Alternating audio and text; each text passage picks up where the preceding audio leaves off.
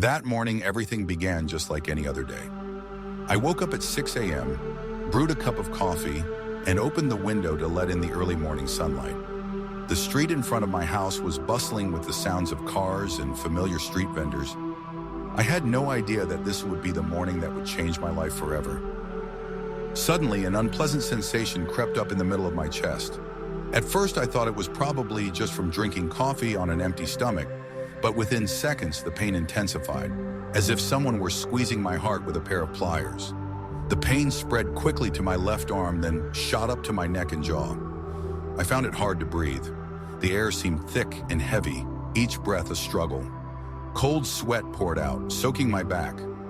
My vision began to blur, and the words on the screen seemed to melt. The sound of my chair being pushed back startled my colleagues. "Are you okay?" a female colleague asked, her voice full of panic. I tried to smile reassuringly, but my lips were trembling, and I couldn't speak clearly. Someone immediately called for emergency services, while others helped me out of my chair. I heard the phone ringing repeatedly, people speaking quickly, and the sound of keys hitting the floor. Everything happened too fast, like a storm sweeping away the peace of the morning. When the medical staff arrived, I was lying on the floor, my eyes open, but everything blurry. They placed me on a stretcher, put an oxygen mask on me, and asked as they pushed me, "Do you have a history of heart disease?" I wanted to say no, but my lips wouldn't move. The ambulance siren blared as the door closed. I lay still, feeling the stretcher shake with each bump in the road. The flashing lights reflected off the ceiling of the ambulance. In that moment, a thought flashed through my mind like a bolt of lightning. What's happening to me? Is this the end? My heart raced wildly. I didn't know what condition I would be in when I arrived at the hospital, or if I would even make it there in time. The ambulance siren echoed through the morning streets, its long, urgent wails growing louder. I lay on the stretcher, my vision reduced to streaks of light receding into the distance. My body felt heavy, my breath came in gasps, and my heart raced against time. The hospital doors swung open. Immediately, a cold blast of air swept in, carrying the distinctive smell of antiseptic. The bright fluorescent lights on the ceiling reflected into my eyes, forcing me to squint. Everything was white. The walls, the floor, and the doctors' and nurses' white coats. I was quickly pushed down the long hallway. The sound of the stretcher wheels rolling on the tile floor echoed, blending with the hurried footsteps. A doctor bent down, placing his hand on my wrist to take my pulse. His face was serious, his eyes sharp yet focused. "The heart is unstable. Prepare the emergency room immediately," a firm voice rang out. I only caught a glimpse of several nurses rushing ahead, some carrying oxygen tanks, others holding defibrillators. They pushed me into a large, brightly lit room, its walls lined with overhead lights. The air was thick with the smell of medical alcohol and the plastic of new equipment. On the walls, machines flashed green and red lights. The sound of the heart monitor beeped steadily. Each beep felt like a countdown to my end. A nurse quickly removed my shoes while another tore open my shirt to attach electrodes to my chest. It was cold. The metal pads felt icy against my skin. I heard the sound of paper tearing and adhesive tape being applied. The doctor at the head of the bed leaned close to my face. "Can you hear me clearly? Breathe deeply. Don't try to speak. We'll help you." I wanted to nod, but my neck was stiff, so I just blinked slightly. The sound of my heartbeat echoed in my ears, intertwined with the urgent voices of people calling out, "Blood pressure dropping. Prepare for defibrillation." A hand was placed on my forehead, holding my head steady. Someone held my shoulders tightly. In the midst of the chaos, I suddenly felt a strange silence creep into my mind. A vague feeling, both fearful and expectant. In the final seconds before I slipped into darkness, I could still hear the sound of wheels scraping against the stainless steel door, the doctor shouting orders, and the white light fading. I didn't know that behind that hospital door, there wasn't just a doctor waiting for me, but also another being. My heart was racing, like a frightened bird trapped in a small cage, flapping its wings in vain. Each beat felt like it was tearing my chest apart. My breath was labored, sometimes fast, sometimes slow, then suddenly cut off as if someone had grabbed my throat. I tried to breathe, but it felt like there was no air left in my lungs. The sounds around me grew distant. The voices of doctors, nurses, and machines all seemed to echo from a far-off place, distorted and muffled. I could only make out a few scattered words. Blood pressure dropping. Quick, prepare for shock. Hold him down. My vision grew blurry. The white ceiling before my eyes began to spin slowly into swirling circles. A drop of sweat trickled down my temple, cold and stinging, like a warning that something was slipping out of control. The doctor leaned close, his eyes serious and urgent. Listen to me, don't give up. You have to breathe, try harder. I wanted to respond, to say that I was trying, but my lips were heavy, unable to move. My entire body felt enveloped in a thick fog, both cold and numb. The heart monitor beeped, no longer steady, but intermittent and prolonged. Beep, beep. In that moment, I realized I was drifting away from reality.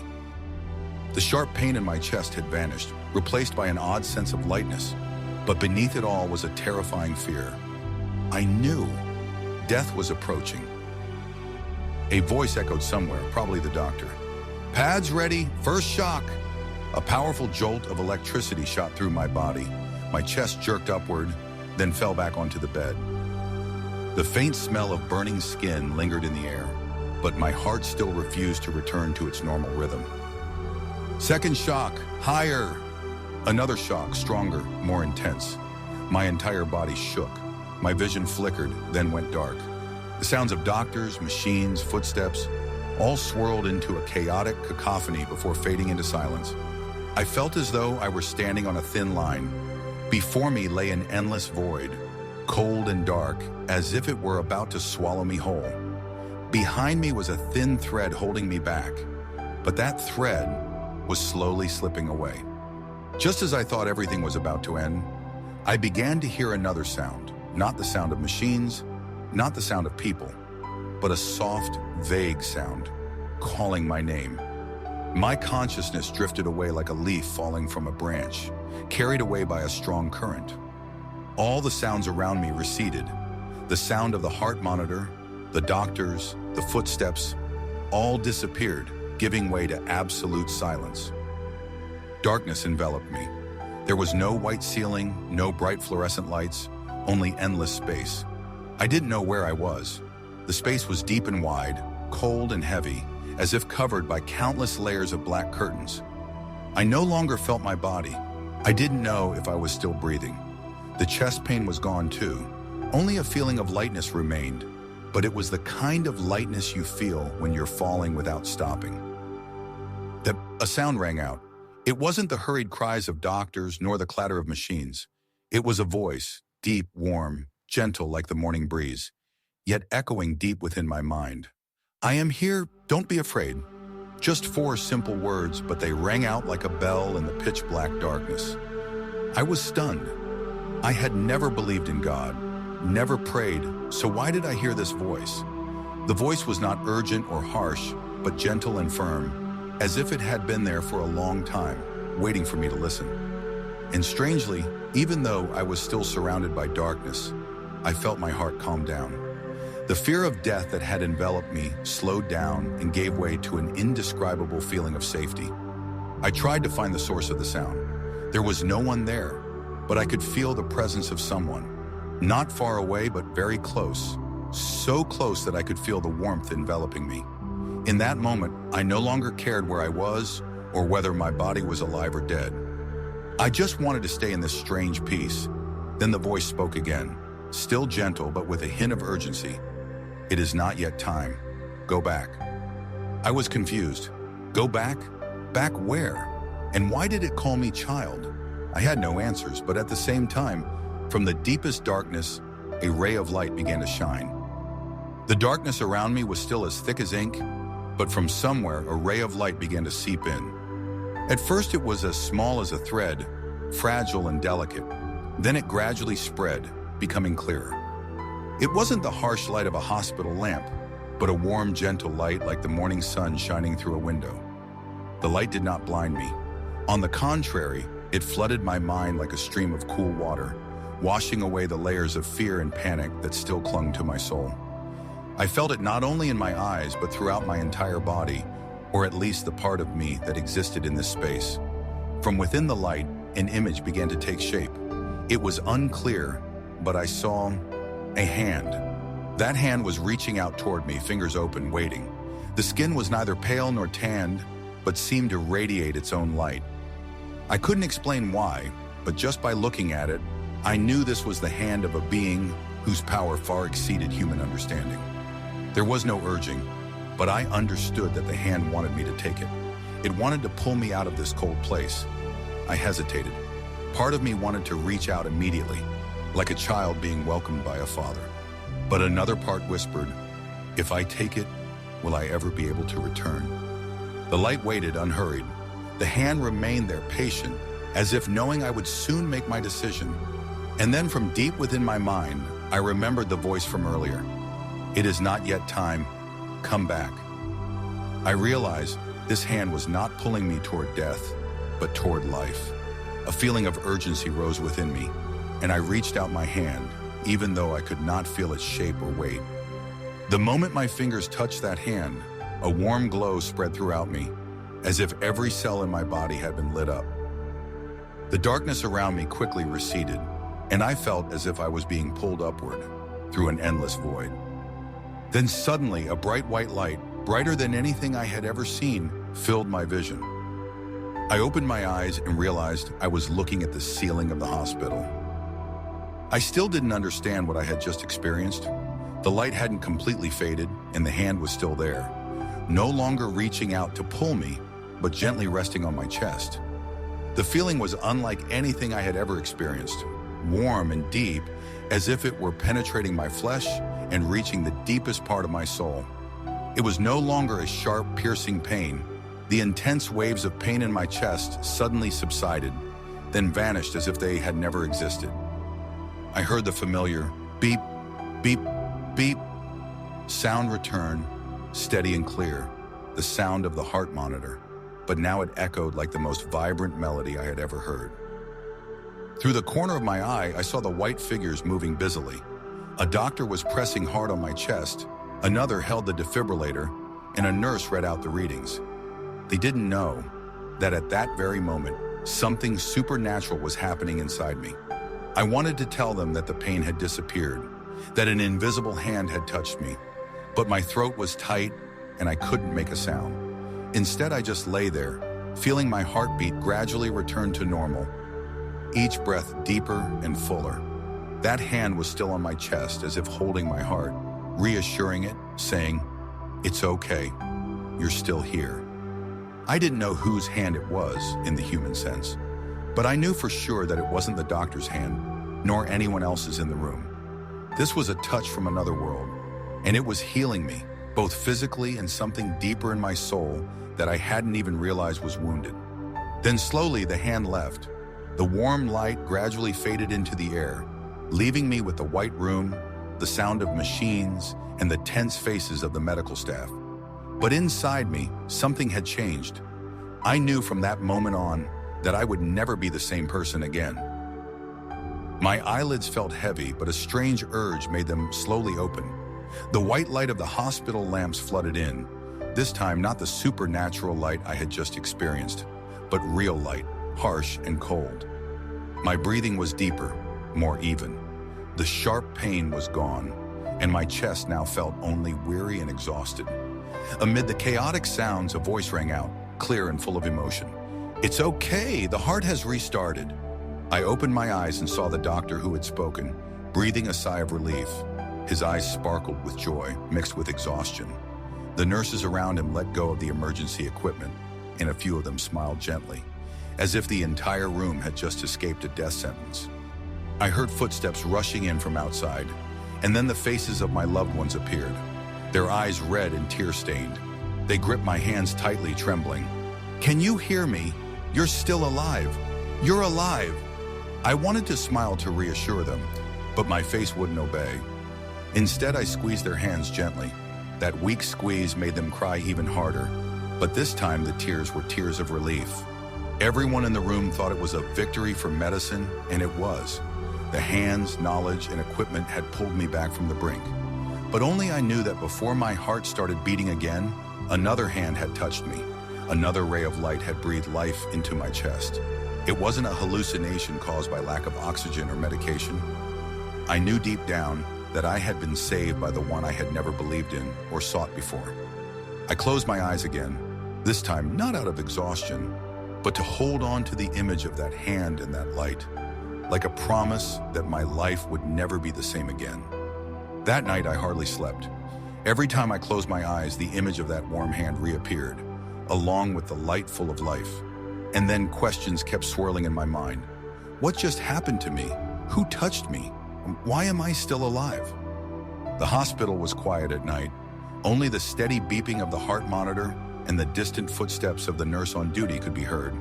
The room was dimly lit by a faint yellow nightlight. The silence made the questions echo even louder in my head. I tried to make sense of it with everything I knew. Could it be a hallucination caused by lack of oxygen, or a side effect of the painkillers? But the more I thought about it, the more I knew it wasn't. The feeling of those hands on my chest was so real that I could still remember every warmth, every gentle vibration spreading throughout my body. In that moment, I was not only healed of my heart pain, but I also felt a peace I had never known before. It was not the relief of having escaped death, but like a cool stream flowing into the driest part of my soul. I looked over at the bed next to me, where my loved ones were still sleeping fitfully after a long, stressful day. They didn't know I was wrestling with these questions. No one in the emergency room fully understood what I had gone through. The doctors would say I was lucky that medicine had saved me. But what about the other part of the story? The part that science couldn't measure? Who would believe me if I told them? I lay there staring at the ceiling and realized I was at a crossroads of faith. Either I would dismiss it all as a meaningless dream, or I would begin a journey to find the one who had touched me. And deep in my heart, I knew I couldn't turn my back on this question. The next morning, as the first rays of sunlight filtered through the hospital room window, I was still lost in a whirlwind of thoughts about the hand and the beam of light. A gentle knock sounded, and a young nurse entered, holding a tray of medication. She smiled, but her eyes seemed to hold a secret. After checking the IV and the vital signs, she hesitated. "May I ask you something?" I nodded. She leaned closer and whispered, as if afraid someone might hear. "Yesterday, when you were unconscious, I saw your lips moving. It looked like you were praying." I froze. Praying? I had never prayed before. I didn't even know what praying was, except for the words I had memorized and sometimes heard others say.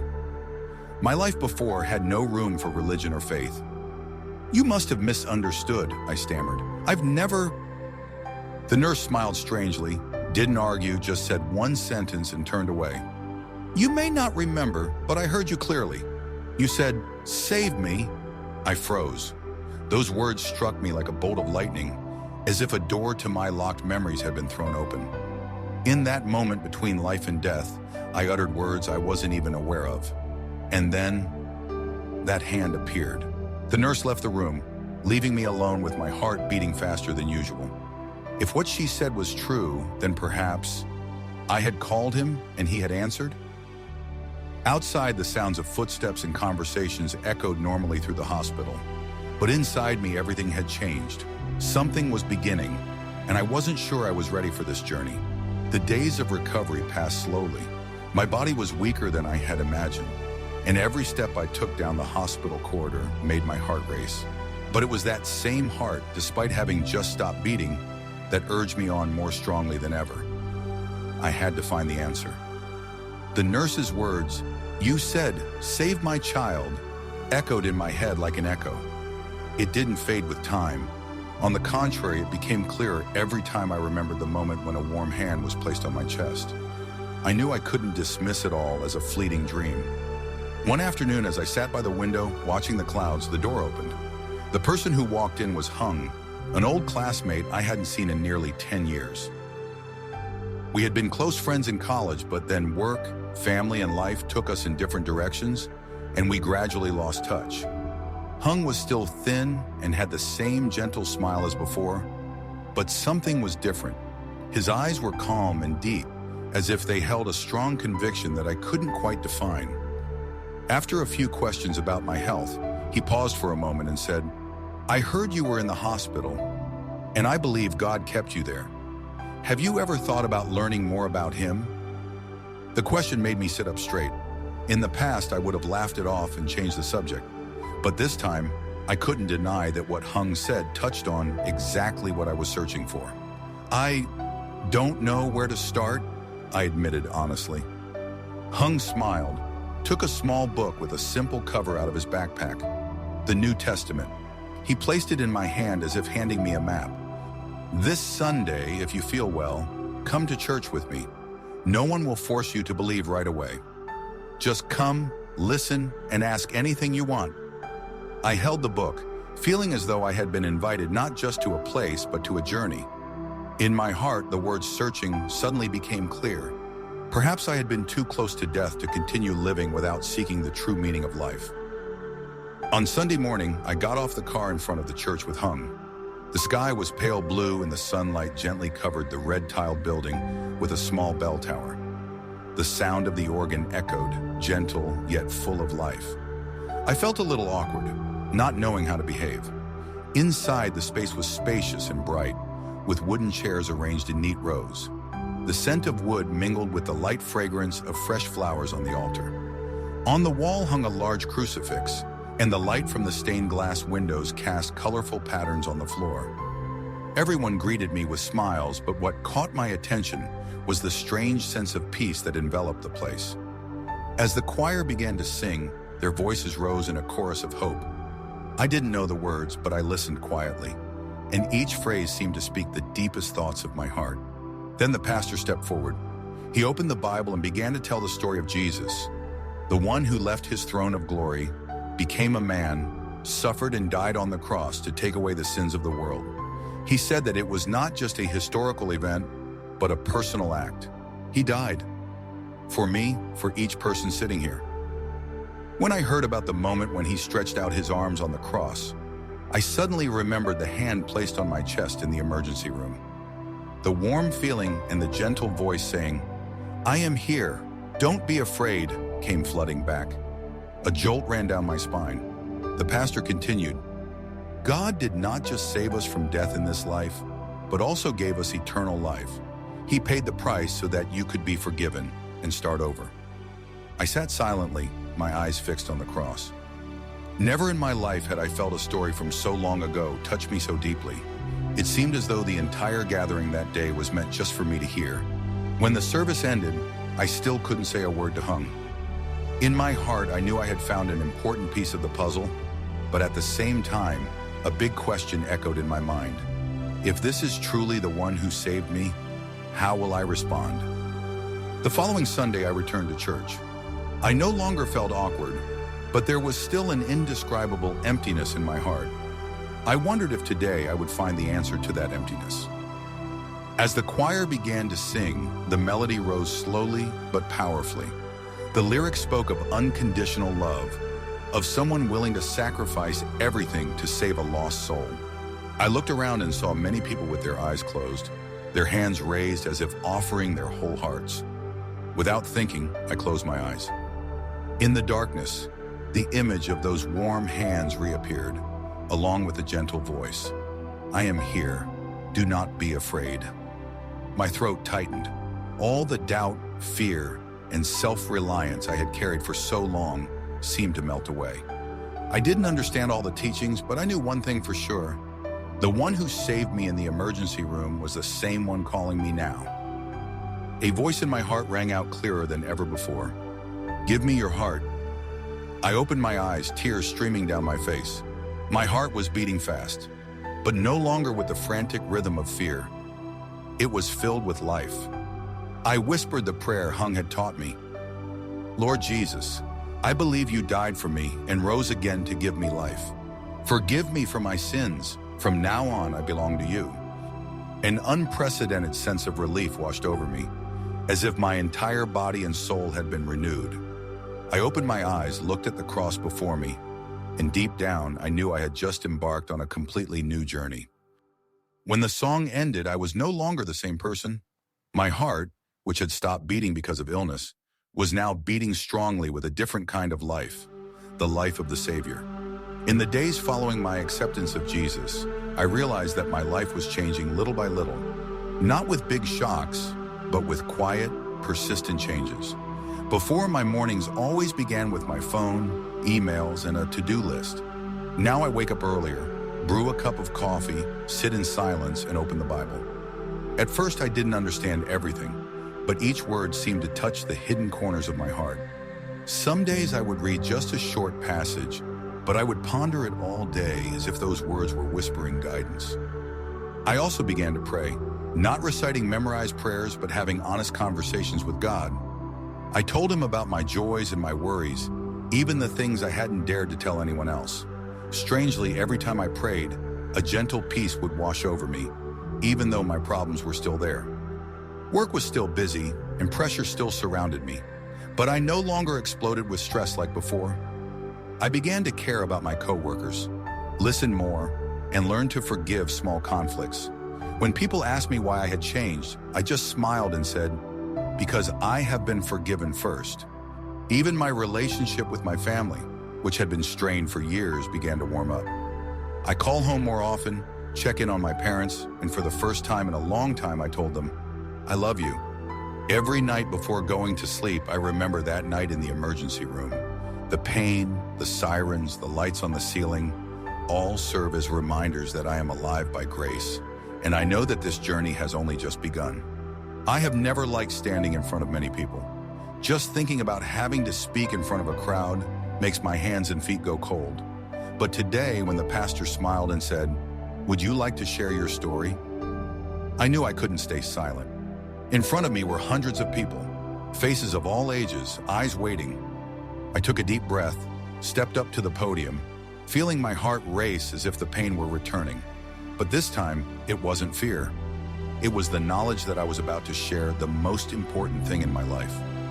I began to tell them about that ordinary morning, the sudden chest pain, the ambulance sirens, the warm light, and the hands that touched my heart. I spoke about the moment I came back to life, and the haunting question, who saved me? When I mentioned the day I went to church, heard the gospel, and gave my heart to Jesus, my voice choked up. I told them I had once been an atheist, believing that life was entirely under my control. But in the emergency room, I had encountered the one who transcends all reason. Below, I saw several people wiping away tears. Some nodded gently, as if my story had touched them too. I ended with the words I now believe with all my heart.